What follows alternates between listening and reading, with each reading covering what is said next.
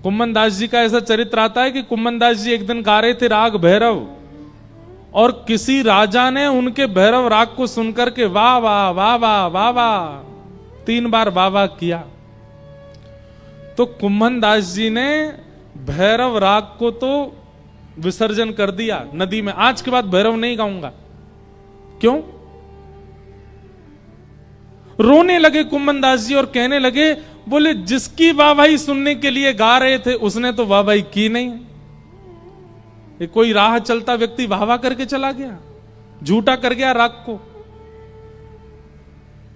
और जीवन में फिर कभी दोबारा गाया नहीं उन्होंने भैरव राग।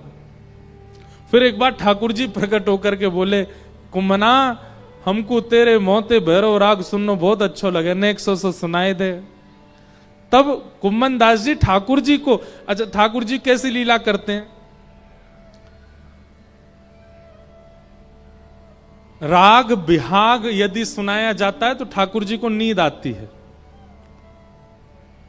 और राग भैरव यदि सुनाया जाता है तो ठाकुर जी की नींद खुल जाती है।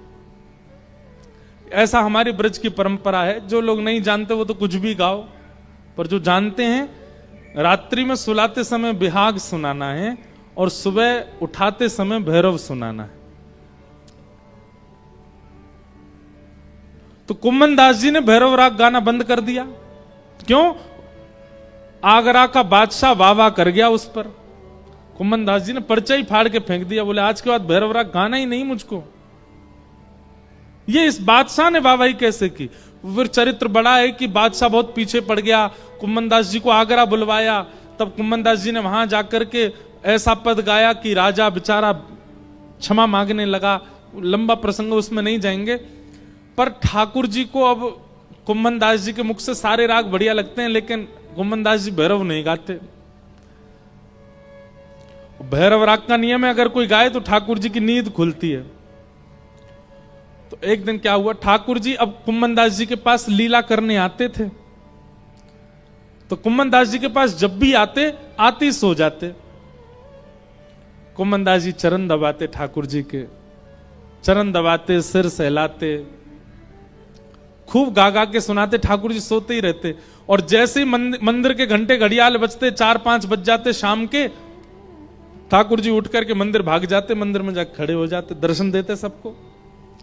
मतलब 12 बजे मंदिर बंद होता, 4 बजे तक कुम्मन दास जी के पास ही रहते थे ठाकुर जी। खेलते थे, नाचते थे, गाते थे सब। लेकिन पिछले कुछ दिनों से ठाकुर जी आते हैं और कुम्मन दास जी के पास आके सो जाते हैं। कुम्मन दास जी के मन में भाव आने लगा, ठाकुर जी आजकल खेले ना है, बोले ना है, बात ना करें, आनंद ना करें, का है गो। आज कुम्मन दास जी बोले, ठाकुर जी जैसे आ रहे होंगे, आते तो जगते हुए ना, तभी उनसे बात कर लूंगा, तभी पूछ लूंगा, जय जय का है गो, आके सो काय को जाओ। कुम्मन दास जी द्वार पे ही खड़े हो गए, चलते भाई आएंगे तो ही पूछ लूंगा। ठाकुर जी चलते हुए आए, कुम्मन दास जी के सामने जैसे पहुंचे, कुम्मन दास जी को देखते ठाकुर जी ने आंख बंद कर ली, उबासी लेने लगे और निद्रा आने लगी, आते आते सो गए। बोले ये तो बड़ी जोर की नींद आवे इन्हें, बातें ही ना करें, मोते बतिया में ही ना है। कुम्मन दास जी बोले, मंदिर में जाके चर्चा करूंगा, यहां तो आके मेरे पास सो जा, मैं मंदिर में तो इनको जगना ही पड़ेगा, इतने सारे दर्शनार्थी, वहां पूछूंगा इनसे कहा बात है। अब ऐसी स्थिति हुई कि कुम्मन दास जी मंदिर में प्रवेश करते सो ठाकुर जी खड़े खड़े झोंका लेने लगते, नींद आ गई। और जैसी झोंका लेते सोई गुसाई जी पर्दा कर देते। कुम्मन दास जी बोले, कोई निद्रा देवी मेरे कंधा पे बैठी है, मैं जब जाऊं मैं सामने आऊं जे सो जाए।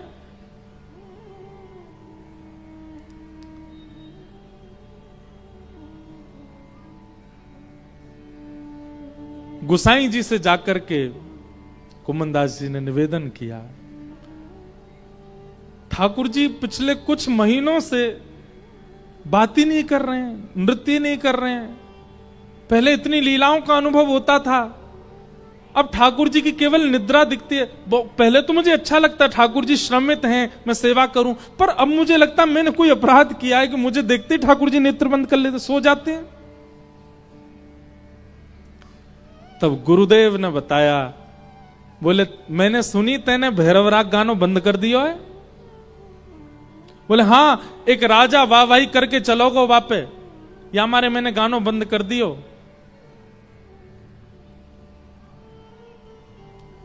बोले ठाकुर जी संकेत कर रहे हैं कि कुंभना तू भैरव गावेगो तभी मेरी आंख खुलेंगी, नहीं तो मैं सोते ही रहूंगा, नहीं तो मेरी निद्रा दूर नहीं होवेगी।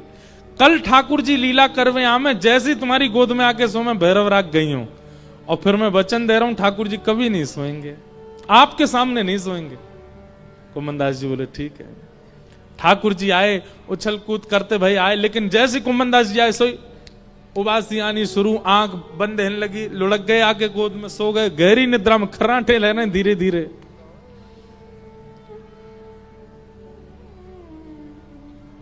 कुंभनदास जी ने चरण पकड़े, धीमे धीमे दबान लगे और ठाकुर जी से निवेदन करने लगे। भैरव राग गाया, मोहन जागिए बल जई हैं, लाला जागिए बल जई हैं, पीत रजाई दूर कर मुख ते,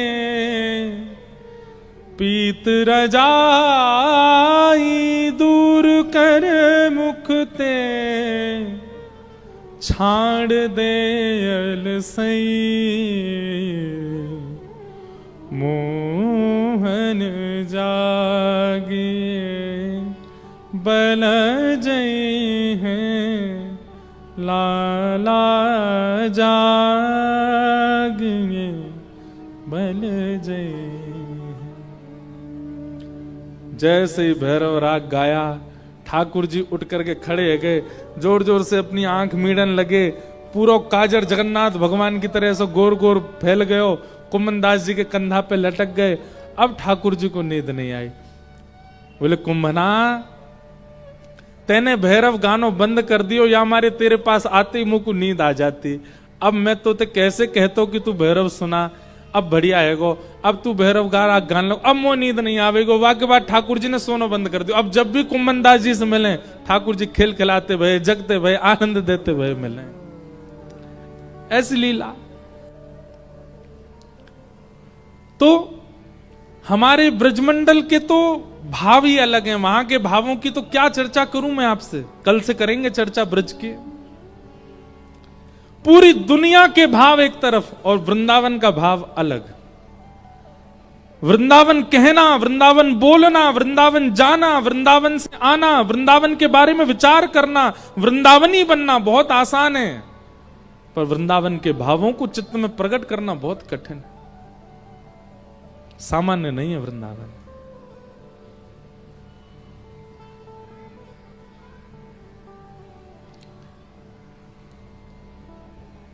फिर प्रसंग आता है कि तानसेन के साथ आ गए। अब वही राग रहंदी हो भैया जो चल लो।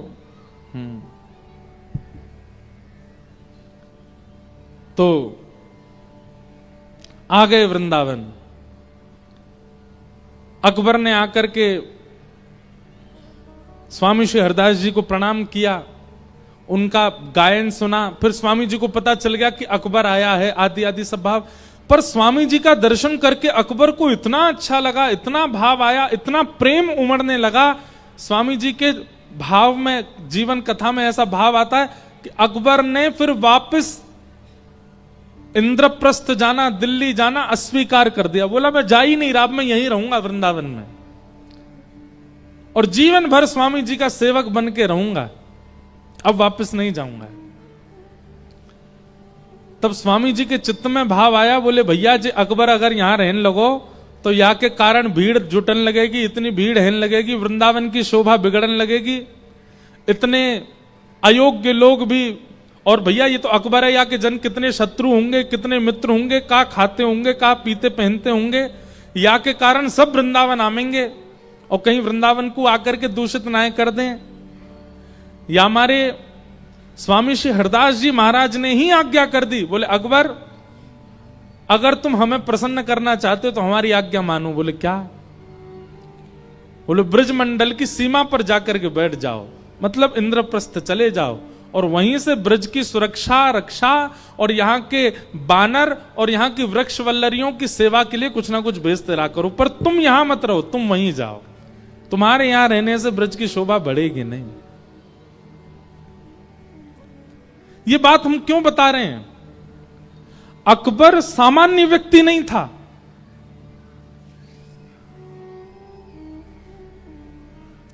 हमारी भक्तमाल जी में ऐसा वर्णन आता है कि अकबर जिस जगह बैठ करके अपनी नमाज आदि करता था या जो भी उसके क्रम थे वहां करता था, वहां उसने 5 चित्र लगा रखे थे। गोस्वामी तुलसीदास जी का, मीराबाई का, स्वामी श्री हरदास जी का, अन्य इन सब रसिकों के नित्य दर्शन करता था। इसलिए हमारे वृंदावन के बिहारी जी को प्रकट करने वाले स्वामी श्री हरदास जी का जो चित्र है हाथ में वीणा लेकर के, यह चित्र सबसे पहले अकबर ने बनवाया था। इसीलिए वो चित्र सबको सुलभ है, और कोई चित्र नहीं है स्वामी जी का। फिर एक चित्र प्रिया प्रियतम दोनों गोद में बैठे हैं, वो फिर दूसरा चित्र भी प्राप्त हुआ, परंतु स्वामी जी का सबसे पहला चित्र अकबर ने बनवाया, ताकि मैं नित्य स्वामी जी का दर्शन कर सकूं। दिल्ली में रह करके भी अपने पूजा घर में रखता था वो। मन की शुद्धता और अपनी इच्छाओं की निवृत्ति का केवल एक उपाय है। क्या? किसी वैष्णव का, किसी भगवत प्राप्त का एक बार भी आपने संग कर लिया, आपकी इच्छाएं अपने आप सिमटने लग जाएंगी। अकबर जैसा भोगी, अकबर जैसा जिसके सामने इंद्रियों के एक नहीं अनेक सुख प्रस्तुत हैं, जीव को पाने के लिए एक नहीं अनेक व्यंजन हैं, स्पर्श के लिए एक नहीं अनेक वस्तु हैं, पर ऐसी स्थिति में भी अकबर अपनी समस्त इंद्रियों को समेट करके कैसे रह लेता था? क्योंकि स्वामी जी का संग उसने किया था, क्योंकि वृंदावन के रसिकों का संग उसने किया था। वही बात यहां पर भगवान कपिल कह रहे हैं। मन की इच्छाओं को निवृत्त करने का 2 उपाय हैं। पहला तो सत्संग श्रवण और दूसरा संतों का या भगवत प्राप्तों का संग। कभी कभी बंधुओं समय मिलता है ना छुट्टियों का, तो आप लोग क्या करते हैं? तीर्थ चले जाते हैं, धाम चले जाते हैं, परिवार के साथ चले जाते हैं, आदि आदि। हमारी कही एक बात मानिएगा, ब्रज में किसी रसिकों के स्थान पर जाओ और वहां जाके सेवा करो।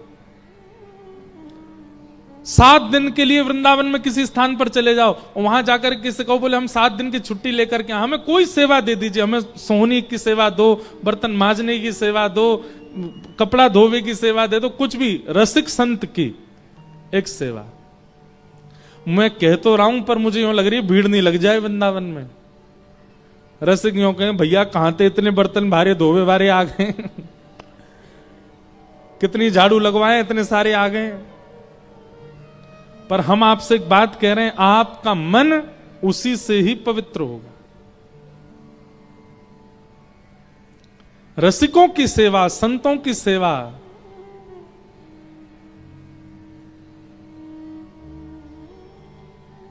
और केवल सेवा नहीं, आलस्य में, प्रमाद में कटौती करके उनकी सेवा करो और सेवा से जब निवृत्त हो जाओ तब नाम जप करो, नहीं तो उनके प्रवचन श्रवण करो।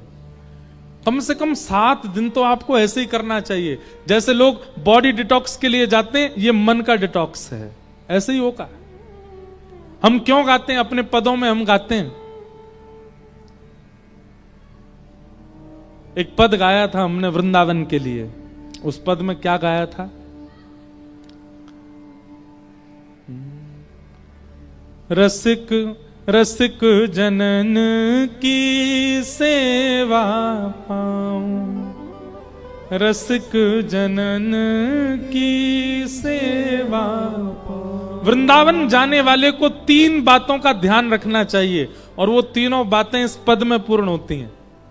आप लोग खड़े मत होना, नहीं तो हमको कथा विश्राम करनी पड़ेगी। आज नंदोत्सव है, हम श्री जी का भाव गा रहे हैं, खड़े मत होना, बैठे बैठे ही ताली बजाना। हाँ? राधिका रानी जी, वृषभानु दुलारी जी, राधिका रानी जी, वृषभानु दुलारी जी, राधिका रानी जी, वृषभानु दुलारी जी, राधिका रानी जी, वृषभानु दुलारी जी। ओ सुन लो अर्ज हमारी हमारी, रहूं ब्रज रज को पास पास, ब्रज रज को पास, हे उपास, रहूं ब्रज रज को पास, उपास, रहूं ब्रज रज को। करताल बजा के गाओ। राधिका रानी जी, वृषभानु दुलारी जी, राधिका रानी जी, वृषभानु दुलारी जी। ओ सुन लो अर्ज हमारी हमारी, रहूं ब्रज रज को पास पास, रहूं ब्रज रज को पास। वृंदावन जाने वाले के 3 लक्षण, 3 बातों का ध्यान रखिएगा। अगली बार जब भी वृंदावन जाओ, सबसे पहली बात, वृंदावन जाने वाले को ब्रह्म मुहूर्त के बाद सोना नहीं चाहिए। ब्रजवासी को छूट है, हम वृंदावन वासी हम सो सकते हैं, पर जो ब्रज में बाहर से आए हैं दर्शन के लिए, उनको हर हाल में अपना बिस्तर ब्रह्म मुहूर्त में छोड़ देना चाहिए। और सुबह सुबह उठ करके क्या करना चाहिए? मंगला उठ यमुना तट जाऊं, मंगला उठ यमुना तट जाऊं, हे मंगला उठ यमुना तट जाऊं, मंगला उठ यमुना तट। फिर प्यारे राधा वल्लभ के दर्शन पाऊं, राधा वल्लभ के दर्शन पाऊं। ओ प्यारे राधा वल्लभ के दर्शन पाऊं, राधा वल्लभ के दर्शन पाऊं। हमारे वृंदावन में राधा वल्लभ जी कभी कभी मंगला में छद्म भेष धारण करते हैं। जैसे रात में आप शयन के दर्शन करोगे तो जैसे पोशाक होती है वैसे ही है शयन के समय, लेकिन सुबह जब मंगला में दर्शन खुलते हैं ना तो अलग अलग रूपों में राधा वल्लभ जी होते हैं। कभी शंकर जी के भेष में मिलते हैं, कभी टोपा पहने किसी अन्य भेष में मिलते, कभी साड़ी पहने मिलते हैं। कभी कभी आप राधा वल्लभ जी के दर्शन करोगे, हाथ में पर्स लटक रहा है, साड़ी पहन रखी है, बिल्कुल सकीन को सब। ये क्यों होता है? बोले रात में लाला सोयो नंद भवन में, लेकिन यशोदा जी के सोते ही ठाकुर जी चले गए कहां? निकुंज में। और वहां किशोरी जी से मिलके लौट करके आ रहे हैं तो कोई पहचान नहीं जाए तो रूप बदल के आए हैं। उसी समय कपाट खुल गए हैं तो जिस रूप में ठाकुर जी लौट रहे हैं उस रूप में दर्शन होते हैं राधा वल्लभ जी के। इसलिए राधा वल्लभ जी के दर्शन कब महत्व है? मंगला में। मंगला उठ यमुना जी जाऊं, मंगला उठ यमुना जी जाऊं, प्यारे राधा वल्लभ के दर्शन पाऊं, राधा वल्लभ के दर्शन पाऊं। ओ प्यारे राधा वल्लभ के दर्शन पाऊं, राधा वल्लभ के दर्शन पाऊं। ऊंचे महलन वारी जी, कीरत सुत प्यारी जी, ऊंचे महलन वारी जी, कीरत सुत प्यारी जी। ओ ऊंचे महलन वारी जी, कीरत सुत प्यारी जी, ऊंचे महलन वारी जी, कीरत सुत प्यारी जी। ओ सुन लो अर्ज हमारी हमारी, रहूं ब्रज रज को पास पास, रहूं ब्रज रज को पास। हे उपासे रहूं ब्रज रज को पासे उपासे का भाव से ओ राधिका रानी जी वृषभानु दुलारी जी राधिका रानी जी वृषभानु दुलारी जी ओ सुन लो अरज हमारी हमारी रहूं ब्रज रज को पासे रहूं ब्रज रज को पासे उपासे रहूं ब्रज रज बोल बरसाने वारी की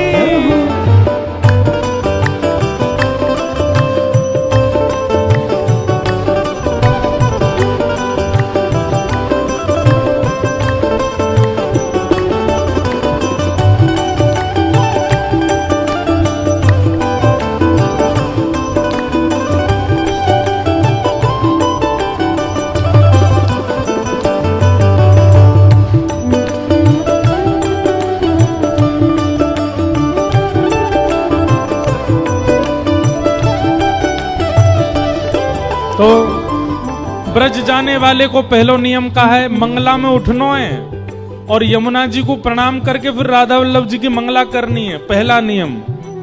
दूसरा नियम क्या करना है? हे ब्रजवासिन के मधुकर पाऊं ब्रजवासिन के मधुकर हाँ ब्रजवासिन के मधुकर पाऊं ब्रजवासिन के मधुकर पाऊं प्यारे राधा रमण संग नैन मिलाऊं राधा रमण संग नैन प्यारे राधा रमण संग नैन मिलाऊं राधा रमण संग नैन कीरत सुत प्यारी जी अति भोली भारी जी कीरत सुत प्यारी जी अति भोली भारी जी ओ सुन लो अर्ज हमारी हमारी रहूं ब्रज रज को पासे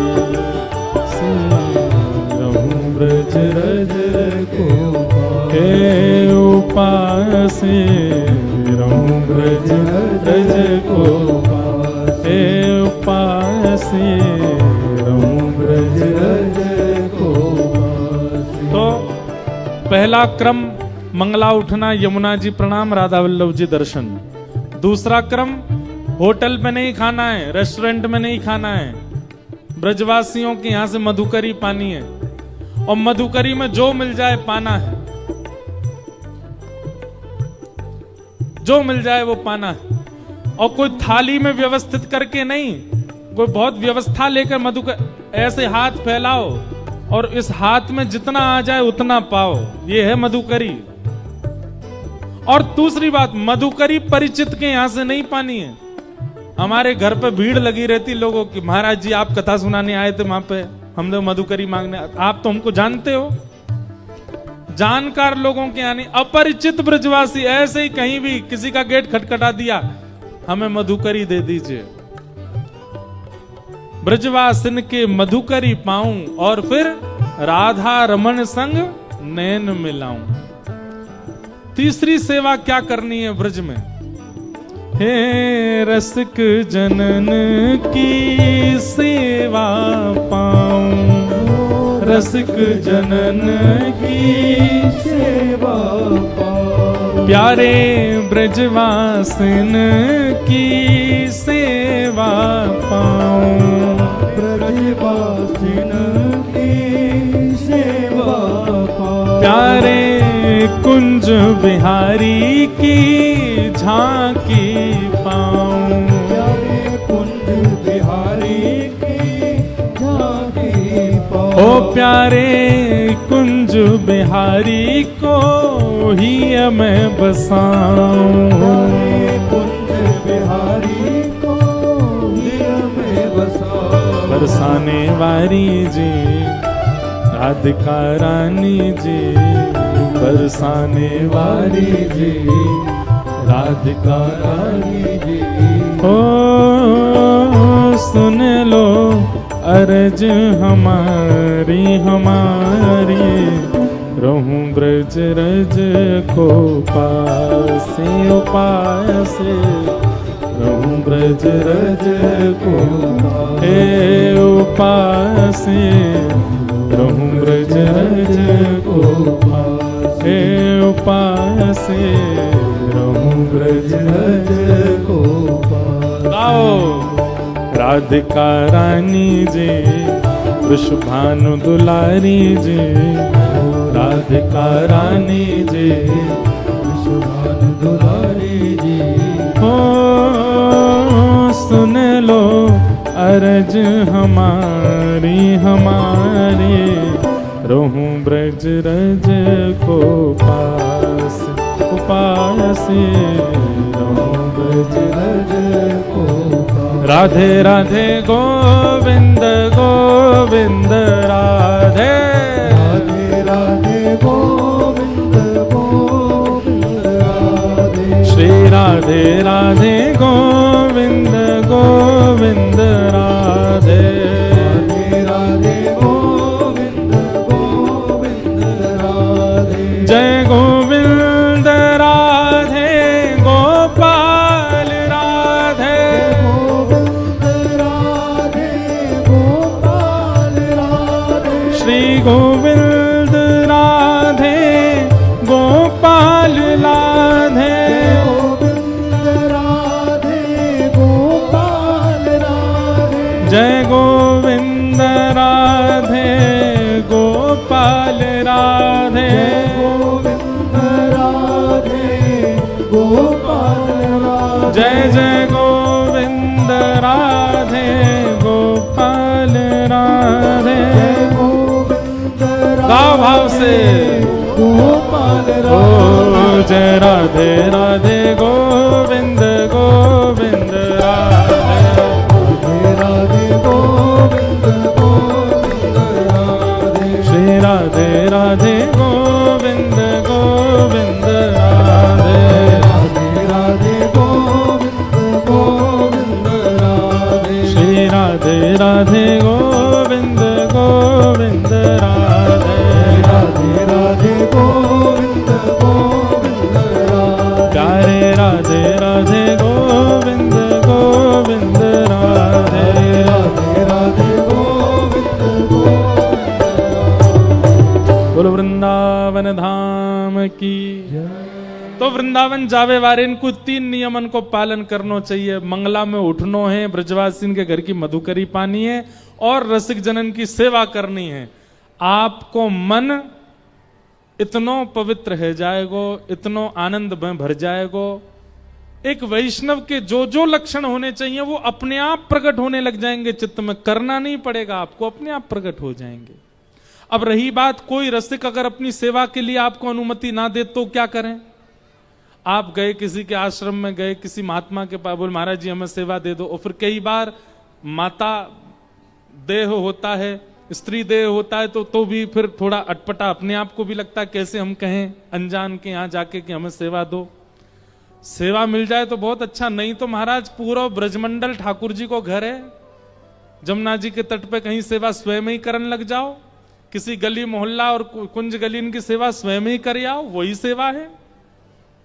ब्रजवासिन के घर की मधुकरी पाओ, रसिकन की सेवा करो, ब्रजवासिन की सेवा करो और मंगला में उठ करके यमुना प्रणाम, यमुना दर्शन, यमुना स्नान और श्री राधा वल्लभ जी के दर्शन। मंगला में राधा वल्लभ जी, राजभोग में राधा रमन जी और संध्या में बिहारी जी, ये 3 दर्शन करो। तो यहां जो बात देवभूति माता कह रही है कि हमारी इंद्रियां इतनी विचित्र हो चुकी हैं कि कुछ भी इच्छा प्रकट कर देती हैं, इनको शांत कैसे किया जाए। ब्रज के उपासक जो यहां बैठे हैं, जो ब्रज के उपासक नहीं है वो इस बात को नजरअंदाज कर दीजिएगा। लेकिन ब्रज के उपासक जो यहां बैठे हैं, ब्रज में जाकर के इन 3 क्रमों का पालन 1 सप्ताह तक करके आइए, आपका मन, आपकी इंद्रियां, आपकी इच्छाएं अपने आप शांत हो जाएंगे।